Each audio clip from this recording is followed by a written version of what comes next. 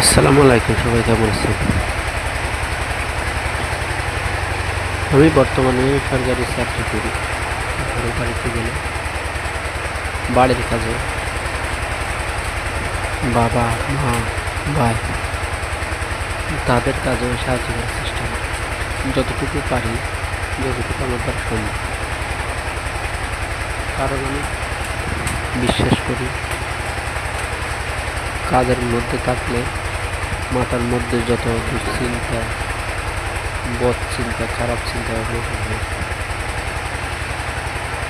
আর কাজকে আমি, যে কোনো কাজ, সব কাজকে আমি সম্মান করি। কোনো কাজকে আমি ছোট মনে করি না। কাজকে ছোট মনে করার কোনো প্রশ্নই আসে না। তাই চিন্তা করি যতটুকু পারি বাড়িতে ছুটিতে পারি, বাড়ির মানুষকে যতটুকু দরকার সাহায্য করি।